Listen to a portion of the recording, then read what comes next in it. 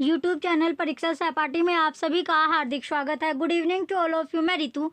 चलिए हम जो अपनी तैयारी करेंगे सीटेट की हम तैयारी करेंगे, जिसमें हम जो मैथ का सेक्शन है पेपर फर्स्ट का मैथ का सेक्शन हम करने वाले हैं। इसमें सबसे पहले आज जो हमारा क्वेश्चन है, क्वेश्चन फर्स्ट है कि 4 अंकों की सबसे बड़ी संख्या तथा 4 अंकों की सबसे छोटी संख्या के अंतर को जब 15 से भाग दिया जाए तो जो शेषफल होगा, जो रिमाइंडर होगा, वो कितना बचेगा। तो रिमाइंडर कितना आएगा। चलिए इसमें सबसे बड़ी जो 4 अंकों की सबसे बड़ी संख्या कौन सी होती है, 4 बार हम 9 लिख देंगे, ये क्या हो जाएगी आपकी 4 अंकों की बड़ी संख्या होगी। अब इसमें पूछा गया है आगे कि सबसे छोटी संख्याओं के अंतर को, तो सबसे छोटी जो संख्या होगी ये हो जाएगी आपके 0, यानी 1 लगाकर हमने क्या 3 इसके पीछे अगर 0 लगा देते ये सबसे छोटी संख्या आपकी बन जाएगी। तो इनके बीच का अंतर इसमें पूछा गया है, तो अंतर क्या आएगा, ये आपका आएगा 999 और 8, तो 8 9 9, तो इसमें 8,999 इसका अंतर हो गया। तो इसमें पूछा गया आगे कि आगे इसमें दिया गया है कि जो अंतर है वो 15 से भाग देने पर, तो अंतर जो आया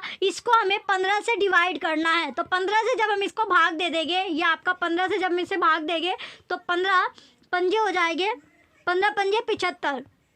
देन अब आपका जो ये बच गया 149। देन हम चलेंगे इसमें निम्मा, तो 15 निम्मा 135 आपका होता है, तो 135। फिर यहाँ पर जो आपका बचेगा 9 9 में से 5 जाएगा, 4 आपका बचेगा। देन आपका 4 में से 3 गएगा, 1 आपका बचा। फिर से हमने 9 अपना ले लिया, तो फिर से हम 9 चलेंगे, यानी ये हो जाएगा 135। तो 135 यानी 149 में से 135 जाएगा, तो कितना रिमाइंडर बचेगा 14 आपका बचेगा। तो 14 आपको कौन सा ऑप्शन में दिख रहा है, ऑप्शन डी में, तो ऑप्शन डी ही आपका करेक्ट आंसर होगा। क्वेश्चन फर्स्ट का ऑप्शन डी करेक्ट है, 14 आंसर इसका आएगा। नेक्स्ट क्वेश्चन है क्वेश्चन नंबर सेकंड, 11 इकाइयाँ है प्लस धाइयाँ, 10 धाइयाँ है प्लस 12 सैकड़े माइनस 1000 बराबर है, तो 1000 बराबर किसके होगा। तो इसमें देखिए जो 11 इकाइयाँ धाइयाँ और सैकड़ा आपको दिया गया है, तो 12 सैकड़ा सबसे पहले हम लेंगे 12 सैकड़े, तो 12 सैकड़े कितने हो जाएगा, ये होता है आपका 1200, 12 सैकड़े यानी 1200 आपका हो जाएगा। देन है 10 धाइयाँ, तो 10 जो धाइयाँ होगा 10 धाइयाँ हो जाएगा 100 आपका। लास्ट में 11 इकाइयाँ आपका है, तो 11 इकाइयाँ होता है 11 हम इसमें लिख देंगे, तो ये 11 इकाइयाँ यानी 11 वंस आपका है। तो जिसे टोटल करके कितना बचता है आपका, तो 1 इसे टोटल कर लेके जोड़ लेंगे, इसको बनता है 1131, तो ये आपका आएगा 1311। तो 1311 में से इसमें बोला गया है जो 1311 है इसमें से 1000 हमें इसमें माइनस करना है, 1000 को घटा देना है। तो 1000 को जब हमने इसमें से घटा दिया तो कितना आंसर हमारा इसमें बचेगा, ये बचता है 311। तो आंसर कितना आया 311 हमारा आंसर आएगा। 311 कौन सा ऑप्शन में आपको दिख रहा है, ऑप्शन बी में, ऑप्शन बी ही राइट आंसर है, तो 311 करेक्ट आंसर होगा। नेक्स्ट क्वेश्चन आता है क्वेश्चन नंबर थर्ड कि 15, 10, 15, 20 तथा 25 के सबसे छोटे सार्वगुणज और सबसे बड़े सार्वगुणनखंड का अंतर है। तो इनके बीच का जो स्मॉलेस्ट कॉमन मल्टीपल और हाईएस्ट कॉमन फैक्टर का इसमें आपका डिफरेंस पूछा गया है कि क्या डिफरेंस आएगा, क्या अंतर आता है। तो अंतर इसमें क्या आएगा, तो सबसे पहले जो 15, 20 और 25 है इसका सबसे पहले हम जो एलसीएम निकालेंगे, यानी सबसे छोटा सार्वगुणज निकालने के लिए इसमें हम एलसीएम अपना करेंगे। तो 15 ये हो जाएगा 15, 20 और 25 का जब हम एलसीएम निकालेंगे तो सबसे पहले ये आपका 2 से जाएगा, यानी 15 आपका आएगा, देन 10 आएगा, फिर आएगा 25। तो इसके बाद दोबारा से जब इसको करेंगे ये आ जाएगा 5, ये 25। अब इसको हम 3 से करेंगे, तो 3 से जब इसको करेंगे ये आपका 3 पंजे 15, 5 25, देन आएगा 5 से ये अब इसको करेंगे तो 5 एकम 5, 5 एकम 5, ये 25, 5 पंजे 25, देन दोबारा से हमें इसमें 5 चलना होगा, ये आपका एकम। तो अब आपका यह बनता है 2 गुना 2 यानी 2 मल्टीपल 2 मल्टीपल 3 मल्टीपल 5 मल्टीपल 5। तो इसे जब हम इसे जोड़ लेंगे ये आपका हो जाएगा 300। ये कितना आया 300 आपका आएगा। अब हमें यानी 15, 20 और 25 का सबसे बड़ा सार्वगुणज भी आपको निकालना है, सार्वगुणनखंड जो HCF। तो अब हम इसका करेंगे HCF। अब HCF निकालेंगे, तो HCF निकालेंगे तो सबसे पहले 15, तो 15 से 20 को क्या कर देंगे हम डिवाइड कर देंगे। तो जैसे 15 एकम 15, ये आपका बचा 5, रिमाइंडर कितना बचा 5 आपका बचता है। तो 5 जो आपकी तीसरी संख्या थे 25, तो जैसे निकालेंगे 25 से ये आपका हो जाएगा 5 पंजे 25, तो रिमाइंडर क्या बचा 0 आपका बचेगा रिमाइंडर आपका। तो इसमें सबसे बड़ा जो सार गुणनखंड आया वो कितना है आपका 5 आपका आता है। तो इसमें अब जो संख्या आपका जो सबसे छोटा जो सार गुणज आपने करा था, तो सबसे छोटे सार गुणज में से सबसे बड़े सार गुणनखंड को माइनस कर देंगे। तो 300 में से जब हम इसे जो 5 आपका आया है इसे घटाएंगे तो कितना बचेगा, तो ये आपका बच जाएगा 295, ये आपका आएगा 295। तो 295 कौन सा ऑप्शन में आपको दिख रहा है, ऑप्शन डी में, ऑप्शन डी ही राइट आंसर है। तो 295 ऑप्शन डी में आया और 295 ही राइट आंसर है। नेक्स्ट आता है क्वेश्चन नंबर 4 कि गुणनफल दिया गया आपको 201 गुना 105 में क्या जोड़ा जाए जिससे 21 से 171 प्राप्त हो। तो गुणनफल जो 201 105 है उसमें हमें ऐसी कौन सी संख्या जोड़े जिससे जो इसका जो हमें प्राप्त हो, तो क्या यानी 21 से 171 इसमें प्राप्त हो, तो इसमें क्या जोड़े जाए। तो सबसे पहले जो आपका दिया गया ये आपका है 201 गुना 105, तो ये कितना ये हो गया आपका इज इक्वल टू 21 171 आपका है। देन आता है इसके बाद कि हमने जो 21 105 है उसमें जो संख्या x है वो जोड़ने पर और संख्या 21 171 हमें प्राप्त हुई। तो जब हमने इसमें x जोड़ा जो संख्या हमें दी गई है ये आपका है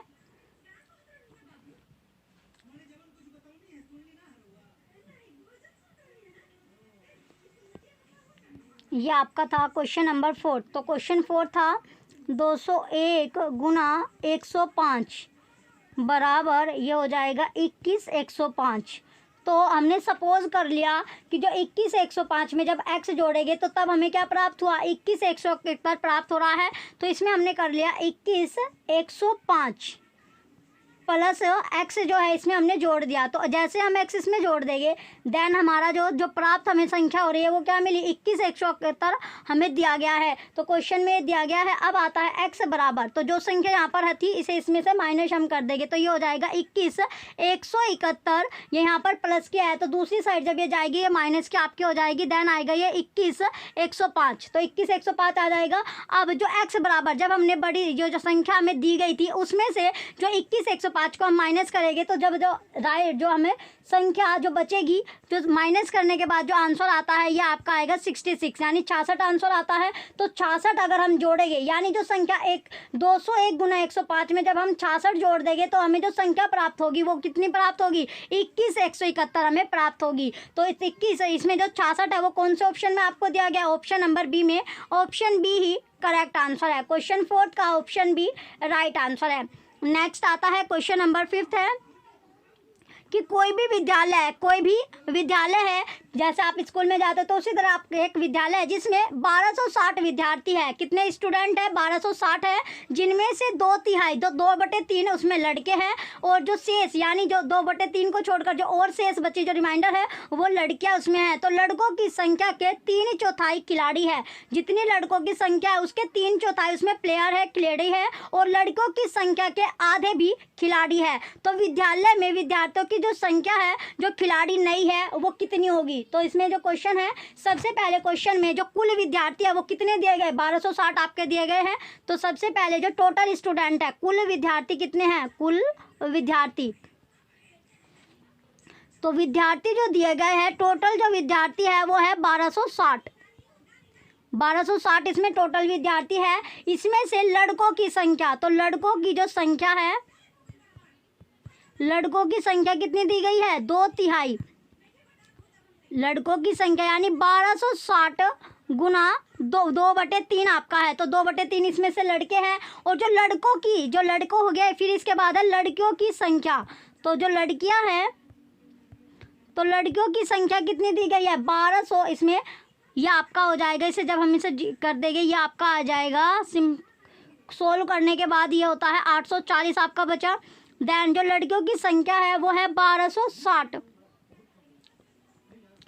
तो 1260 माइनस 840 यानी 840 इसमें लड़के थे, तो जो लड़के को निकालने के बाद यानी जब हमें टोटल जो विद्यार्थी है, टोटल जो स्टूडेंट है, उसमें से जब लड़कों की संख्या को हम निकाल देंगे तो जितने बचेंगे वो क्या होगी, लड़कियां उसमें बची। तो 1260 में से हमने लड़कों की संख्या जो 840 है वो माइनस कर देंगे, देन आगे लड़कियों की संख्या, तो लड़कियों की संख्या हो जाएगी 420। तो अब जो खिलाड़ी लड़कों की संख्या हमें निकालनी है, जो खिलाड़ी है लड़के, तो खिलाड़ी लड़कों की संख्या कितनी होगी, खिलाड़ी लड़कों की संख्या, तो खिलाड़ी लड़कों की जो संख्या है, खिलाड़ी लड़कों की संख्या ये हो जाएगी 420। यानी इसमें क्या दिया गया है, तो 3/4 आपका दिया गया है, तो 3/4 जो है वो खिलाड़ी है, तो 420, तो ये आपका हो जाएगा आगे। तो कितने थे लड़के थे 840, तो 840 गुना 3/4 यह हो जाएगा आपका। नेक्स्ट ये आपका आएगा सोल्व करने के बाद 630 आपका आता है। तो अब इसके बाद आता है खिलाड़ी लड़कियों की संख्या। तो अब लड़कियों की थी, अब की बार लड़कियों की संख्या निकालनी है। तो लड़कियां कितनी हैं, जो लड़कियां हैं वो है 420, तो 420 और इसमें आधा आपकी थी, तो आधा इसमें खिलाड़ी थी, तो 420/2, तो ये हो जाएगी 210। तो 210 लड़कियों की खिलाड़ी। तो अब इसमें पूछा गया क्वेश्चन कि विद्यालय जो है उसमें विद्यार्थियों की संख्या जो खिलाड़ी है और जो खिलाड़ी नहीं है, तो इसमें खिलाड़ी जो नहीं है वो इसमें पूछी गई है। तो खिलाड़ी जितने हैं, तो इसमें जो खिलाड़ी वाली संख्या है, तो लड़कों की संख्या कितनी आई 630 और लड़कियों की संख्या आती है 210, तो ये आपकी टोटल हो गई 840। तो यहाँ पर लड़कों की निकल गई, लड़कियों की निकल गई। अब इसमें क्वेश्चन में पूछा गया जो खिलाड़ी नहीं है, तो खिलाड़ी जो नहीं है, तो 1260 टोटल स्टूडेंट थे, तो टोटल स्टूडेंट में से जो खिलाड़ी है वे है आपके लड़की और लड़कियों को मिलाकर 840 दोनों, यानी उसमें लड़के भी आते हैं और लड़कियां भी आती है। तो जो नहीं है वो आपके आ जाएंगे 420, तो 420 स्टूडेंट, 420 जो स्टूडेंट है वो खिलाड़ी नहीं है, तो राइट आंसर इसका होगा 420। तो कौन सा ऑप्शन में आपको 420 दिख रहा है, ऑप्शन नंबर सी में, ऑप्शन सी ही करेक्ट आंसर होगा। नेक्स्ट क्वेश्चन आता है क्वेश्चन नंबर 6 कि 9/4 में कितने 3/8 है। तो जो 9/4 है उसमें पूछा गया कि कितने 3/8 हो गए। तो इसे सोल्व करने के लिए क्या करना है आपको, ये 9/4 आपको दिया गया, तो इसमें पूछा गया है कि कितने 3/8 है, तो ये आपका हो जाएगा 3/8। तो ये हो जाएगा अब आपका 9 गुना 8 ये गुना 4 गुना 3, तो इसमें क्या हुआ, ये आपका हो जाएगा। तो इसमें जो सबसे ऊपर वाली और लास्ट की एक साथ आपकी मल्टीप्लाई हो जाएगी और जो बीच की आपकी जो संख्या इनकी एक साथ हम मल्टीप्लाई करेंगे। जैसे 9 गुना 8 हमने एक जगह लिख ऊपर की साइड रख रहा है और उसके नीचे हमने 4 गुना 3 जो बीच की संख्या है वो हमने नीचे लिख ली। तो अब इसे सोल्व करेंगे तो 4 दूनी 8 आपका हो जाएगा और 3 तिया 9, तो कितना बचा, ये आपका आता है 3 दूनी 6। तो राइट आंसर क्या होगा, इसमें 6 आपका आंसर आएगा। 6 कौन से ऑप्शन में दिख रहा है, ऑप्शन बी में, और ऑप्शन बी ही करेक्ट आंसर होगा। 6 जो होगा इसका राइट आंसर आपका है। नेक्स्ट आता है क्वेश्चन नंबर 7 कि जो नीना है उसने एक सब्जी की दुकान से, नीना ने क्या करा, एक सब्जी की दुकान से 3 किलो 650 ग्राम प्याज और 1 किलो 800 ग्राम टमाटर खरीदे। एक प्याज का भार, जो प्याज है उसका जो भार था वो टमाटर के भार से कितना अधिक है। तो इसमें पूछा गया जो प्याज का जो वजन है, जो भार है वो टमाटर के वजन से कितना अधिक है, तो कितना ज़्यादा है ये इसमें पूछा गया है। तो वेट, तो क्वेश्चन में आपको दिया गया प्याज का भार, या आपका प्याज का भार है, यहाँ पर आपका टमाटर, यानी दोनों के भाव इसमें आपको दिया गया है। तो प्याज का भार, पहले हम जो प्याज यानी जो ओनियन है उसका जो वेट है, तो प्याज का भार क्या दिया गया है, क्वेश्चन के अकॉर्डिंग अगर हम चलते हैं तो प्याज का भार हो जाएगा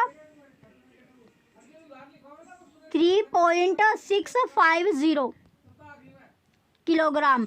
अब आपका है टमाटर का भार, टमाटर का भार, तो टमाटर का भार कितना हो जाएगा, टमाटर का भार है 1.800 किलोग्राम, ये आपका टमाटर का हो जाएगा। अब है कि प्याज का भार और टमाटर के भार से, ये आपका पूछा गया था, तो इसमें आप माइनस कर देंगे तो 3.650 में से जब हमने 1.8 यानी प्याज का जो भार है उसमें से टमाटर के भार को जब माइनस करेंगे तो आंसर क्या आता है, अब जो इसमें आंसर आएगा ये आपका आता है 0.5, ये आपका बच जाएगा 5, ये आपका हो जाएगा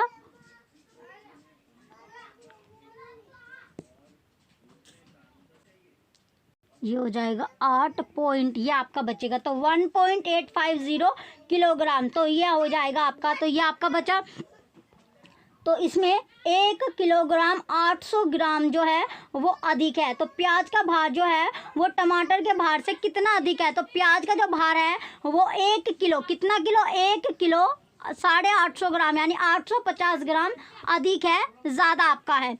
तो ये देख लो कौन सा ऑप्शन में आपको दिया गया, ऑप्शन नंबर डी में, तो ऑप्शन डी ही करेक्ट आंसर हो जाएगा। क्वेश्चन 7 का ऑप्शन डी राइट है। नेक्स्ट आता है क्वेश्चन नंबर 8।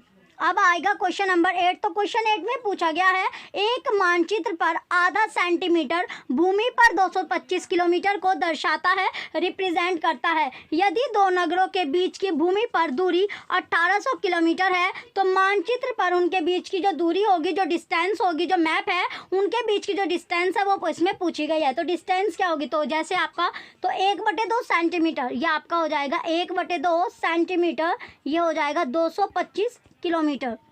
देन आता है अब आपका 1 सेंटीमीटर बराबर 225 गुना 2, तो ये कितना हो जाएगा? 450 किलोमीटर आपका हो गया। देन आता है यानी 450 किलोमीटर बराबर 1 सेंटीमीटर आपका हो जाएगा। तो 1 किलोमीटर के बराबर कितना होगा? तो 1 किलोमीटर बराबर हो जाएगा इसमें 1/450 सेंटीमीटर, ये हो गया। अब है कि 1800 किलोमीटर, कितने किलोमीटर पूछा गया? 1800 किलोमीटर आपका पूछा गया है। तो 1800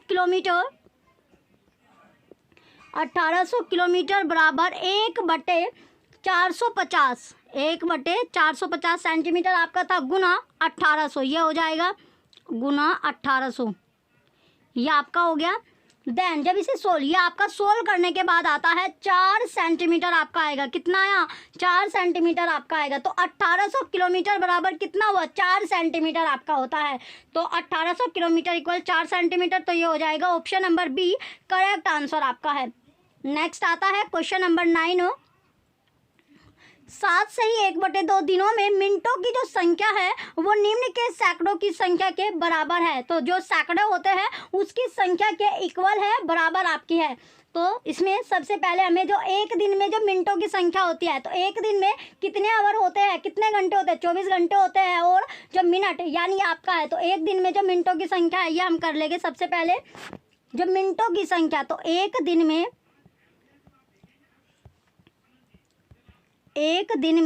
मिनटों की संख्या, एक दिन में मिनटों की संख्या, तो एक दिन में जो मिनटों की जो संख्या होगी वो कितनी होगी?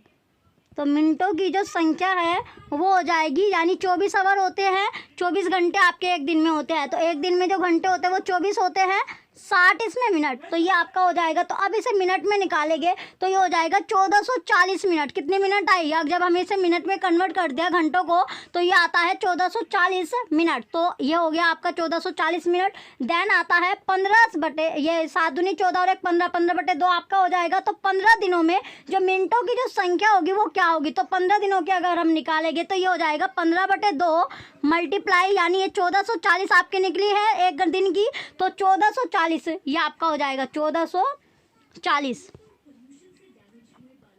देन जब इसे सोल्व कर लेंगे तो सोल्व करने के बाद ये आता है हमारा 10,800 सेकंड। तो जो 15/2 यानी 15/2 दिनों के हमने अगर निकालते हैं तो इसमें आएगी ये 10,800 सेकंड, 10,800 सेकंड,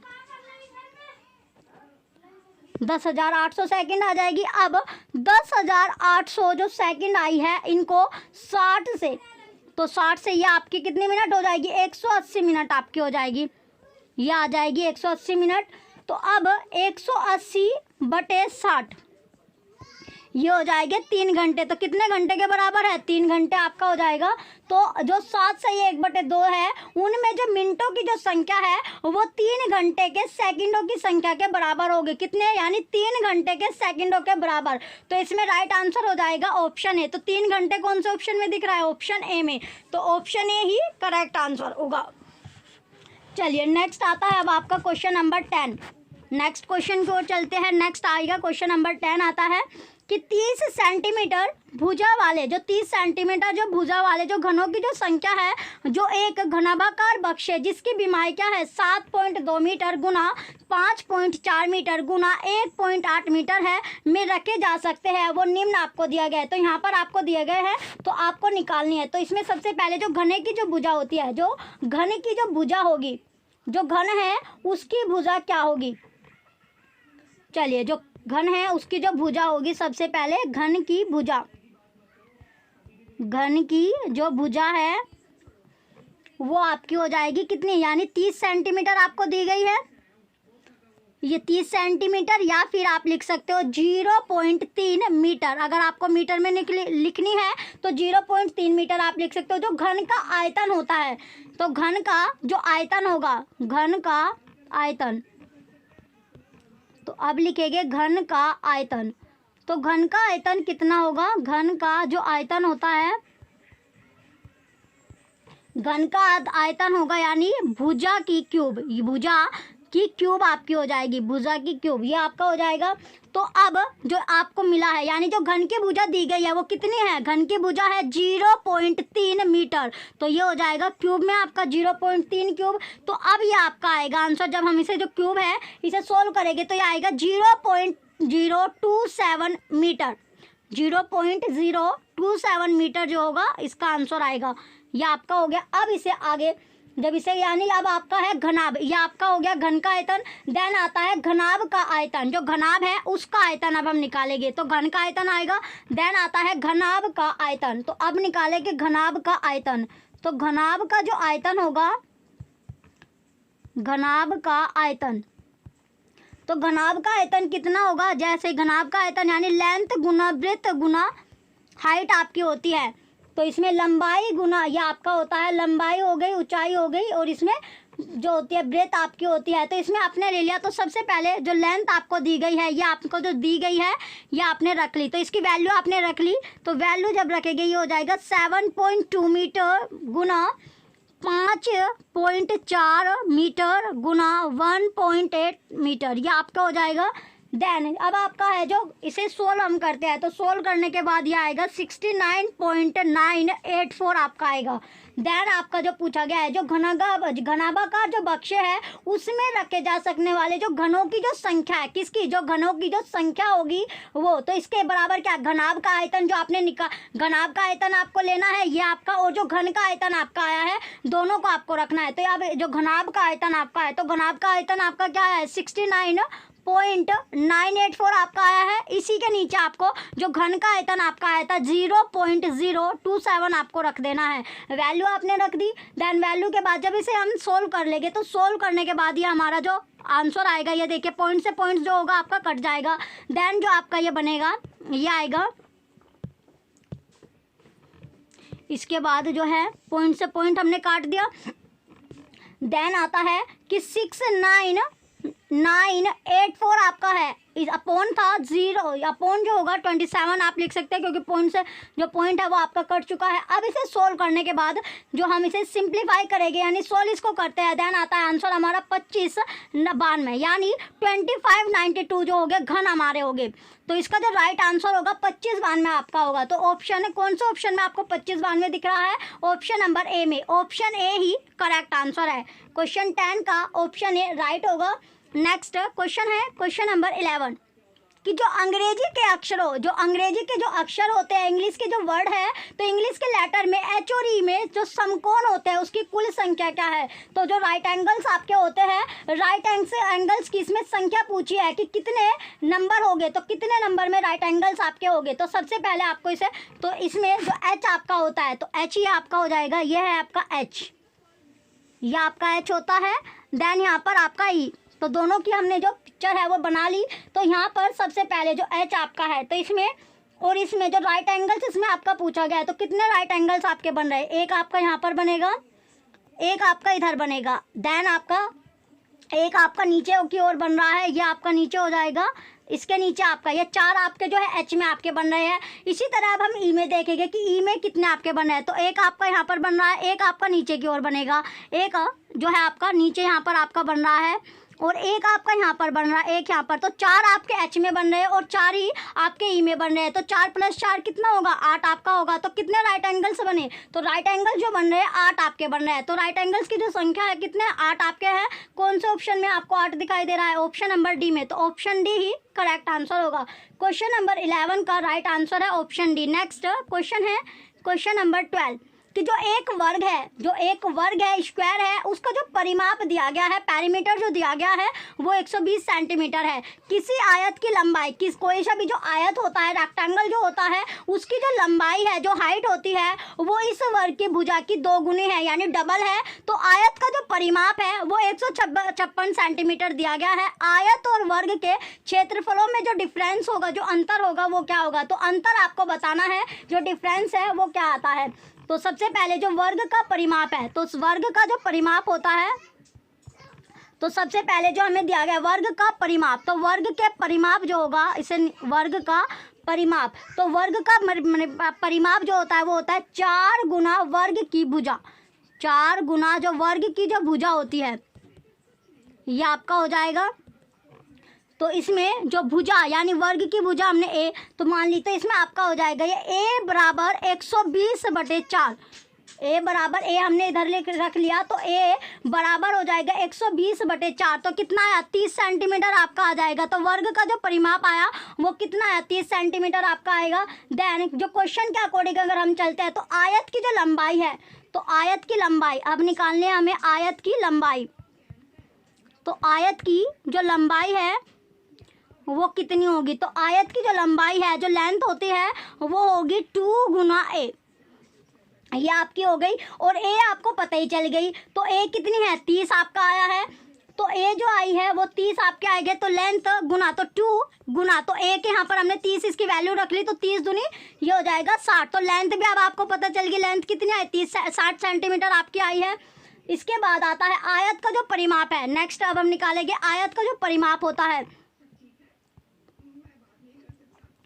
तो आयत का परिमाप कितना होगा, तो आयत का परिमाप अगर हम निकालेंगे,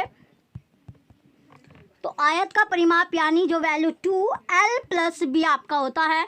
तो इसमें हमें जो परिमाप आपका यानी आयत का परिमाप आपको दिया गया है क्वेश्चन में 156 सेंटीमीटर आपका है, 156 आपका हो जाएगा। देन बराबर, तो वैल्यू अब रख लेंगे, तो लेंथ जो हमारे निकल के आए वो 60 आई, 60 आपके आते हैं। और ब्रेथ जो है वो हमें पता नहीं है, तो ब्रेथ आपका ऐसे, ब्रेथ की जगह पर हम लिख देंगे। तो इसमें जब इसे सोल्व करेंगे तो ये आपका हो जाएगा 2b = ये आपका हो जाएगा 36, ये आपका 36 आपका आ जाएगा। तो b बराबर 2 से जब 36 आपका कट जाएगा, ये हो जाएगा 18।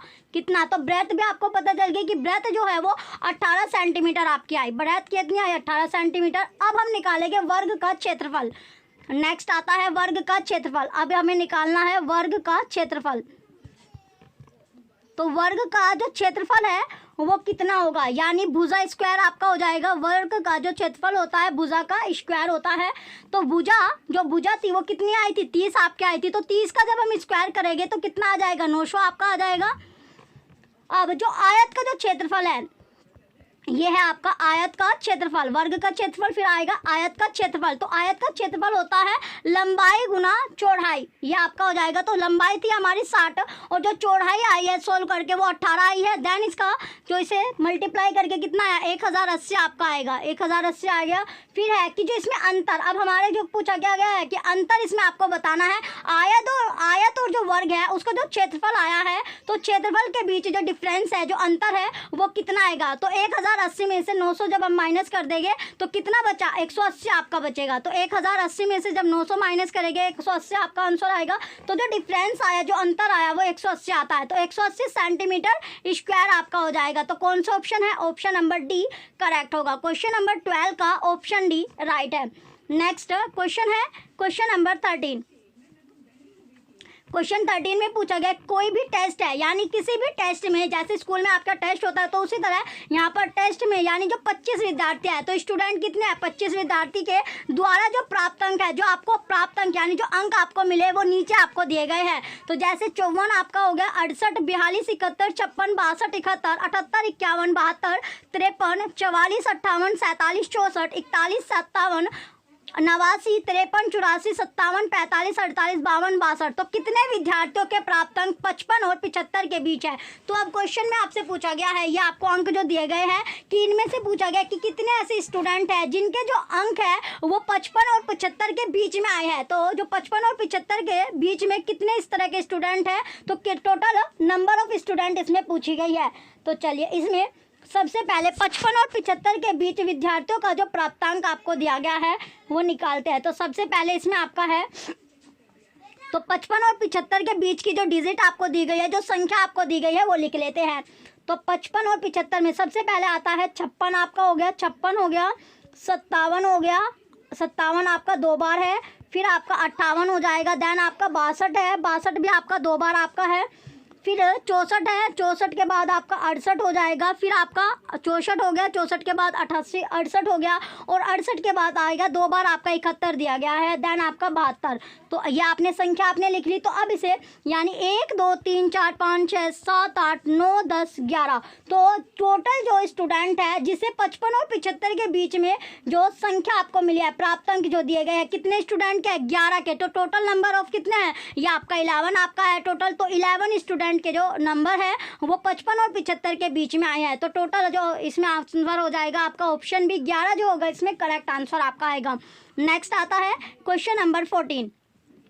एक तालिका दी गई है, एक टेबल आपको दी गई है, एक दुकानदार द्वारा सप्ताह के 6 दिनों में बेची गई पुस्तकों की संख्या को दर्शाता है। तो जो तालिका, जो टेबल आपको दी गई है नीचे, इसमें जो शॉपकीपर होता है, जो दुकानदार है, उसके द्वारा जो वीक में 6 दिनों में जो बेची गई जो पुस्तक है, जो बुक्स है, उनकी संख्या को रिप्रेजेंट किया गया है। जैसे दिन में बेची गई है पुस्तकों की संख्या है, जो रविवार को उसने 65 पुस्तकें बेची, फिर मंडे में, सोमवार के दिन उन्होंने 40 पुस्तकें बेची, देन मंगल में नेक्स्ट डे उसने 30 बुक बेची, और वेडनेसडे में 50, जो थर्सडे आपका 20, और जो फ्राइडे आपका आता है, फ्राइडे में उसने 70 बेची। तो ये आपको दिया गया है इसमें। तो इसमें अब आपको आगे पूछा गया है कि दुकानदार के द्वारा रविवार, सोमवार और बृहस्पतिवार के बेची गई जो पुस्तकों की कुल संख्या और शुक्रवार तथा बुधवार को बेची पुस्तकों की कुल संख्या में क्या अंतर आएगा, तो क्या डिफरेंस आएगा वो आपको बताना है।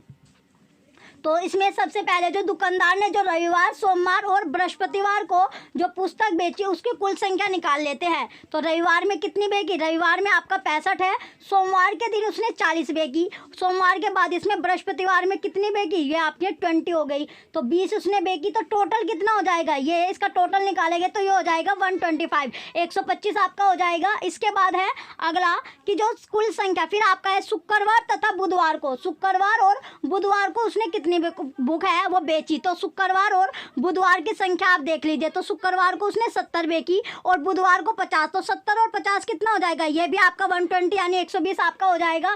तो 120 और यहाँ पर इसने 125, तो 125 में से जब हम 120 को माइनस करेंगे तो कितना आपका बचेगा, 5 आपका आएगा। तो अंतर क्या है, 5 आपका आता है और 5 ही इसका राइट आंसर होगा। तो चलिए देखते हैं कौन सा ऑप्शन में आपको 5 मिलता है। तो 5 जो है वो आपको ऑप्शन ए में मिला और option A he correct answer होगा। तो क्वेश्चन नंबर जो है आपका क्वेश्चन 14 का राइट आंसर इसमें 5 हो जाएगा। नेक्स्ट आता है क्वेश्चन नंबर 15। तो इसमें पैटर्न आपको दिया गया है, तो इस पैटर्न का आपको अवलोकन करना है, तो इस पैटर्न को आपको ऑब्जर्व करना है।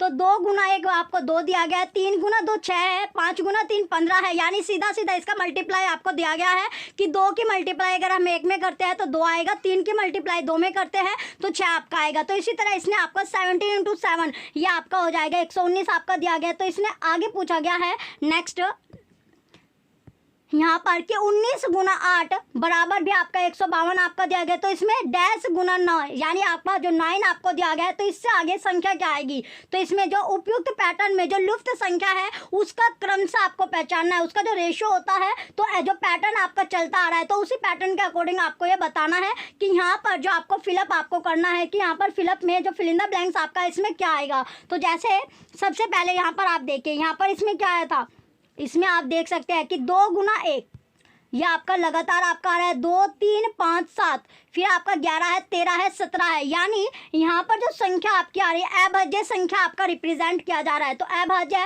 जो संख्या होता है, प्राइमरी जो नंबर होता है वो यहाँ पर आपका इंक्रीजिंग ऑर्डर में यानी बढ़ते क्रम में आपका रिप्रेजेंट किया जा रहा है। तो बढ़ते क्रम आप देख रहे हो कि अभाज्य संख्या का बढ़ता क्रम आपको दिखाया जा रहा है। अब तो इसके बाद 17 के बाद इसमें क्या लिया गया है, 19 आपका लिया गया है।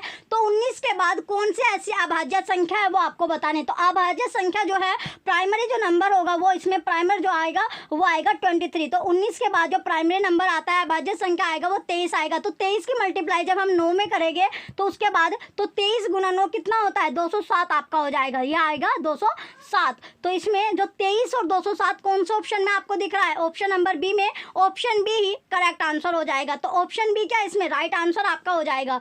अब आता है अब आपका जो सब्जेक्ट, यानी इसके बाद आपका क्वेश्चन है 16 क्वेश्चन अब आपका आएगा कि प्राथमिक जो श्रेणी है, प्राइमरी जो ग्रेड यानी प्राथमिक श्रेणी के बच्चों के लिए सन्निकटन एवं अनुमान की जो समझ है वो निम्नलिखित संकल्पनाओं में से किस संकल्पना के विकास की ओर ले जाएगी। तो किस संकल्पना के विकास जो होता है, डेवलपमेंट जो होता है उसकी ओर ले जाएगी। तो किसकी ओर ले जा रही, सबसे पहले इसमें दिया गया है संक्रमिता, फिर दूसरा है आपका मापन, तीसरा नमूना और चौथा परिकलनों। तो किसकी ओर ये ले जाती है, तो ये संक्रमित की ओर ले जाती है। इसके बाद मापन यानी जो मेजर करते हैं, मेजरमेंट में आपका ले जाती है। मेजरमेंट के बाद ये किस में ले जाते हैं, परिकल्पना में आपकी ले जाती है, कैलकुलेशन में। तो इसमें ए बी और डी आपका सही होगा। तो ए बी डी इसमें करेक्ट आपका होगा। चलिए देखते हैं कौन से ऑप्शन में ए बी डी दिया गया, ऑप्शन नंबर डी में, और ऑप्शन डी ही करेक्ट आंसर आपका होगा। इसके बाद आता है नेक्स्ट क्वेश्चन आपका, क्वेश्चन नंबर 17। क्वेश्चन 17 है कि जब एक बच्चे को 567 को लिखने के लिए कहा गया तब उसने उसे ये लिख दिया आपका 50,067 लिखा। तो इस त्रुटि जो एरर आपको दिख रहा है इसका सर्वाधिक उपयुक्त कारण क्या हो सकता है। तो इसका जो सबसे अच्छा जो कारण है, सबसे अच्छा जो रीज़न है वो क्या होगा। तो इस एरर का रीज़न इसमें पूछा गया है कि रीज़न आपका क्या होगा। तो ये आपका पैडागोजी से क्वेश्चन अब आपके बनना है। जैसे आपको पता है 15 मार्क्स का आपका एक पैडागोजी होता है, एक आपके सब्जेक्ट से रिलेटेड आता है। तो अब जो आपका 15 के बाद जो क्वेश्चन स्टार्ट हो रहे हैं पैडागोजी आपके क्वेश्चन है, तो इसमें जो त्रुटि है उसका सबसे अच्छा इसमें कारण पूछा गया है कि कारण क्या हो सकता है। तो कारण होगा कि बच्चा एक सतर्क श्रोता है। बच्चा कैसा है, ये बच्चा जो है वो एक सतर्क श्रोता है, किंतु स्थानीय मान होता है उसकी अवधारणा को स्थापित नहीं कर पा रहा है। तो उसकी जो स्थापना जो अवधारणा है उसको वो नहीं समझ पा रहा है। तो वो क्या है आपका, ये आपका हो जाएगा ऑप्शन नंबर बी। जो प्लेस वैल्यू आपकी होती है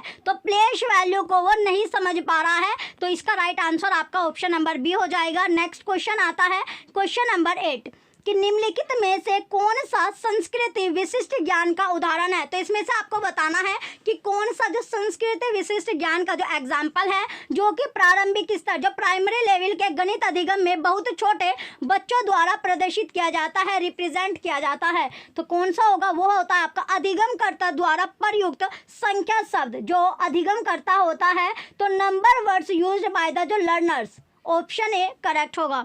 नेक्स्ट आता है क्वेश्चन नंबर 19 कि निम्नलिखित में से कौन सा कथन गणित के अधिगम के संबंध में सही है। तो वो कथन, वो स्टेटमेंट आपको बताना है जो मैथ के अधिगम को रिलेट करता है, उसके संबंध में सही आपका है, करेक्ट होता है। तो पहला पॉइंट इसमें कौन सा करेक्ट आपका आएगा कि प्रत्येक व्यक्ति गणित सीख सकते हैं। तो जितने भी जो व्यक्ति होते हैं वो सभी के सभी क्या है, जो मैथ आपका होता है मैथ को सीख सकते हैं। नेक्स्ट आता है अब आपका क्वेश्चन है 20। क्वेश्चन 20 है कि राष्ट्रीय पाठ्यचर्या जो रूपरेखा आपकी 2005 है, गणित की पाठ्यचर्या को महत्वाकांक्षी होने के लिए तर्क प्रस्तुत करता है। इस दृष्टि को दर्शाने के लिए, इस जो दृष्टि है उसको दर्शाने के लिए, रिप्रेजेंट करने के लिए कौन सा सबसे अच्छा उपयुक्त है। तो कौन सा इसमें सबसे अच्छा होगा, ये आपको पूछा गया है। तो सबसे अच्छा क्यों होगा, ये आपका है कि पाठ्यचर्या का गणित चिंतन, जो पाठ्यचर्या है उसका केवल जो गणितीय चिंतन एवं विवेचन के लिए विद्यार्थियों के आंतरिक संसाधनों का विकास करना आवश्यक होता है। तो विकास करना इसमें आवश्यक होगा। तो केवल और केवल इसमें सिर्फ बी जो है वो आपका करेक्ट होगा। तो क्वेश्चन 20 का ऑप्शन बी राइट है। नेक्स्ट क्वेश्चन है क्वेश्चन नंबर 21। अब आता है क्वेश्चन नंबर 21 की राष्ट्रीय पाठ्यचर्या रूपरेखा 2005 के अनुसार प्राथमिक स्तर के गणित पाठ्यक्रम को डैश पर सबसे कम केंद्रित होना चाहिए। तो किस पर सबसे कम केंद्रित होना चाहिए, तो सबसे कम जो केंद्रित होना चाहिए वो जो फोकस है सबसे कम किस पर करना चाहिए कि समस्याओं को हल करने के लिए मानक कलन विधियों के उपयोग, ऑप्शन डी करेक्ट है। तो जब हमें जो यानी स्टैंडर्ड जब हमें प्रॉब्लम आती है तो समस्याओं को हल करने के लिए जो स्टैंडर्ड जो एल्गोरिथम्स पे आपका ये आपका होगा, तो ऑप्शन नंबर डी जो होगा करेक्ट आंसर आपका है। नेक्स्ट आता है क्वेश्चन नंबर 22 कि निम्नलिखित में से कौन सा रचनात्मक आकलन का उद्देश्य नहीं है। तो आपको बताना है, चार ऑप्शन आपको दिया, तो इसमें से कौन सा फॉर्मेटिव असिस्टेंट जो असेसमेंट होता है उसका ऑब्जेक्ट नहीं होता। तो उसका ऑब्जेक्टिव कौन सा नहीं है, फॉर्मेटिव या असेसमेंट जो होता है रचनात्मक आकलन का, तो कौन सा इसमें नहीं दिया गया है। तो रचनात्मक आकलन से तात्पर्य क्या होता है, तो रचनात्मक जो आकलन है उसका मतलब है कि किसी शैक्षिक जो कार्यक्रम होता है या योजना का जो प्रक्रिया होता है उसमें आकलन करके सुधार करना, यानी उसमें आकलन करना, असेसमेंट करने के बाद उसमें जो इम्प्रूवमेंट होती है, जो सुधार होती है, तो उससे इसका तात्पर्य है। तो इसमें रचनात्मक जो आकलन का जो मोटिव होता है, जो ऑब्जेक्ट होता है, वो क्या होता है कि बच्चे जो है, बच्चे की भ्रांति जो भ्रांति होती है, जो उनको वहम होता है उसके बारे में जानना, उसके साथ साथ ज्ञान के यानी ये भी आपका होता है, और ज्ञान के निर्माण में बच्चे की समझ को आंकना, यानी जो ज्ञान है, जो नॉलेज उसको मिल रही है उसके बारे में, यानी जो बच्चे की जो समझ है, जो अंडरस्टैंडिंग है, उसको आंकना कि वो किस तरह अपना जो स्टडी है, उसे जो ज्ञान है, जो नॉलेज है, किस लेवल के आपकी है। अगला पॉइंट आता है कि यह जानना कि शिक्षण युक्ति विधि उपयुक्त है या नहीं। तो इसमें जो नहीं है वो आपका है कि पिछली अवधारणाओं पर आधारित नई अवधारणाओं को प्रस्तुत करना। तो यह आपका गलत होगा, ऑप्शन सी करेक्ट होगा। तो जो उद्देश्य नहीं है, तो इसमें क्वेश्चन में फॉर्मेटिव असिस्टमेंट का ऑब्जेक्ट नहीं है, वो आपका ऑप्शन सी होगा। नेक्स्ट आता है क्वेश्चन नंबर 23 कि प्राथमिक कक्षा की एक शिक्षिका अपने विद्यार्थियों में गणितीय तर्कना विवेचना के कौशल के विकास पर ध्यान केंद्रित कर रही है। निम्नलिखित में से कौन से कार्य जो है उसकी सबसे उपयुक्त तरीके से सहायता कर सकते हैं। तो सहायता कौन करेगा, ये इसमें आपका है। तो सहायता यानी अपनी जो भी आपकी कक्षा है, जो भी आपकी क्लास है, उसमें जो गणितीय क्रीड़ाओं और पहेलियों का आपको उपयोग करना। क्या करना, जो गणितीय जो क्रीड़ाएं होती है, जो पजल्स वाले गेम आपके होते हैं, तो मैथमेटिकल जो गेम आपके होते हैं, या फिर जो पजल्स होता है, जो पहेलियां है, उसका यूज करके, तो ऑप्शन ए करेक्ट होगा। नेक्स्ट आता है क्वेश्चन 24 कि निम्नलिखित में से कौन सा स्कूलों की पाठ्यचर्या व शिक्षा शास्त्र के लिए राष्ट्रीय शिक्षा नीति NEP 2020 की प्रस्तावनाओं का निरूपण करता है। तो निरूपण कौन करता है, तो निरूपण जो करेगा, निरूपण जो है वो आपका अधिगम समग्र और एकीकृत होना चाहिए। जो अधिगम है वो कैसा होना चाहिए, समग्र होना चाहिए, और समग्र के साथ साथ वो एकीकृत भी होना चाहिए। इसके साथ साथ आपका सेकंड 5+3+3+4 के नए डिजाइन में स्कूल पाठ्यक्रम और शिक्षण शास्त्र को पुनर्गठित करना। तो इसमें ए और बी आपका करेक्ट होगा। क्वेश्चन नंबर 24 का राइट आंसर हो जाएगा option number B, A B सही है। नेक्स्ट आता है क्वेश्चन नंबर 25 कि एक शिक्षक जो है वो हस्तकौशल सामग्री जैसे कि ब्लैक बोर्ड, मार्बल इत्यादि का उपयोग गुणन की अवधारणा का विकसित करने के लिए करता है। इस प्रकार की हस्तकौशल सामग्री का उपयोग, जो हस्तकौशल सामग्री जो आपकी है तो वो करता है, तो इसमें मैनिपुलेट्स आपका है। तो इसमें क्या होगा, तो इसमें चार ऑप्शन आपके दिए गए, कौन सा, यानी अवधारणात्मक अधिगम में सहायक होता है। तो जो कंसेप्चुअल जो लर्निंग आपकी होती है, कैसी जो कंसेप्चुअल लर्निंग होती है उसमें हेल्प मिलती है, तो अवधारणात्मक अधिगम में सहायक होता है। ऑप्शन नंबर डी करेक्ट हो जाएगा। नेक्स्ट आता है क्वेश्चन नंबर 26 कि निम्नलिखित में से किसका उपयोग बच्चों में किसी विशेष अवधारणा के प्रति भ्रांतियों एवं अधिगम में आ रही कठिनाइयों के विश्लेषण के लिए किया जाता है। तो इसमें पूछा गया, चार ऑप्शन आपके हैं कि इनमें से किसका जो उपयोग है, यूज है, वो बच्चा जो है उसकी किसी भी विशेष यानी स्पेशल जो अवधारणा होती है, जो थिंकिंग होती है, उसके प्रति जो भ्रांतियां उसमें पैदा हो जाती है, तो उसके अधिगम में आ रही जो कठिनाइयां हैं, जो डिफिकल्टी है, उसका एनालिसिस के लिए किया जाता है। तो एनालिसिस के लिए क्या किया जाता है, तो एनालिसिस के लिए किया जाता है नैदानिक परीक्षा। ये नैदानिक यानी डायग्नोस्टिक टेस्ट आपका होता है। कैसा टेस्ट, जो डायग्नोस्टिक टेस्ट होता है। तो इस परीक्षण में, इस टेस्ट में क्या होता है, जो छात्र होता है उसकी जो समस्या होती है, उसकी जो प्रॉब्लम है उसका पता लगाया जाता है। तो उसकी प्रॉब्लम जो होती है, उसकी जो समस्या है, उसका पता लगाने के बाद बच्चों में किसी विशेष अवधारणा के प्रति जो भ्रांति या फिर अधिगम जो आ रहा है, उसे कठिनाइयों का विश्लेषण या एनालिसिस के लिए ये नैदानिक परीक्षण आपका किया जाता है। तो ऑप्शन सी डायग्नोस्टिक टेस्ट आपका राइट होगा। नेक्स्ट क्वेश्चन आता है 27 कि कथन जो होता है उसमें दी गई जानकारी के आधार पर, जो स्टेटमेंट आपको दी गई उसके अकॉर्डिंग जो जानकारी आपको मिल रही है उसके बेस्ड पर आपको बताना है कि सुझाई गई जो शिक्षण विधि है शिक्षार्थियों को गणितीय ज्ञान का निर्माण करने का प्रत्यक्ष अनुभव प्रदान करती है। कथन यानी स्टेटमेंट आपको दी गई है, एक शिक्षक है उसकी इस अवधारणा को पढ़ाना चाहता है। एक शिक्षक क्या करता है, इस अवधारणा को पढ़ाना चाहता है कि चतुर्भुज में कोणों का जो योगफल है वो कितना है, 360 डिग्री है। तो जो शिक्षण विधि है, जो शिक्षण विधि आपकी होती है, तो शिक्षण विधि क्या कह रहे हैं, यानी टीचिंग की जो स्ट्रेटजी होती है, शिक्षण विधियाँ है कि शिक्षण विधिया इसमें आपकी है कि शिक्षक सैमपट पर एक चतुर्भुज बनाता है। तो शिक्षक क्या कर रहा है, सैमपट जो होता है, जो ब्लैक बोर्ड आपका होता है उस पर एक उसने चतुर्भुज बनाया, क्वाड्रिलेटरल बनाता है और उसके कोनों को, जो उसके कोण होते हैं, जो उसके एंगल्स होते हैं, उसको चांदा का, जो चांद होता है यानी चंदा जो होता है उसका उपयोग करके मापता है, मेजर करता है और दिखाता है कि कोनों का योगफल 360 डिग्री के बराबर आपका है। किसके बराबर है, 360 डिग्री के वो बराबर आपका आता है। तो अब आपका नेक्स्ट आपका आता है अगला, जो सेकंड स्टेटमेंट है कि शिक्षक कागज के एक टुकड़े पर एक चतुर्भुज खींचता है। जो शिक्षक है वो कागज उसने लिया, पेपर लिया और उसके टुकड़े पर उसने एक चतुर्भुज बनाया और फिर उसका एक विकर्ण खींचता है ताकि चतुर्भुज को दो त्रिभुजों में विभाजित किया जा सके। वह त्रिभुजों के कोण योग गुणधर्म का उपयोग करके दिखाता है कि चतुर्भुज के कोणों का जो योगफल है वो कितना है, 360 डिग्री आपका है। तो ये केवल आपका सेकंड आपका सही होगा। तो इसमें जो बी वाला है आपका सही होगा। तो राइट आंसर इसमें केवल और केवल आपका बी होगा, ऑप्शन बी करेक्ट आपका है। नेक्स्ट क्वेश्चन आता है क्वेश्चन नंबर 28 कि इस राष्ट्रीय पाठ्यचर्या रूपरेखा 2005 के अनुसार विविध संस्कृतियों में पटरी विक्रेताओं और आम लोगों द्वारा उपयोग किए जाने वाले गणित को प्राइमरी कक्षा के, यानी प्राइमरी जो कक्षा है क्लास आपके, उसके गणित पाठ्यचर्या में शामिल किए जाने हेतु निम्नलिखित में से कौन सा ऐसा कथन है, स्टेटमेंट है जो सत्य नहीं है। तो सत्य स्टेटमेंट जो नहीं है वो आपको बतानी है। तो जैसे औपचारिक गणित और पटरी विक्रेताओं तथा आम लोगों द्वारा प्रयोग किए जाने वाले गणित में कोई संबंध नहीं है, बिल्कुल गलत आपका है। तो इसमें जो सत्य नहीं है, जो गलत स्टेटमेंट है वो ही आपको बतानी थी। तो राइट आंसर इसमें आपका ऑप्शन ए हो जाएगा। तो ऑप्शन ए बिल्कुल करेक्ट आपका है। नेक्स्ट आता है क्वेश्चन नंबर 29। अगला क्वेश्चन क्या है, 29 क्वेश्चन आपका है कि जब बच्चों को दो भिन्नों को जोड़ने के लिए कहा जाता है तब एक सामान्य त्रुटि जो गणित का शिक्षक अक्सर पाता है वह यह है कि बच्चे अंश को अंश के साथ और हर को हर के साथ जोड़ते हैं।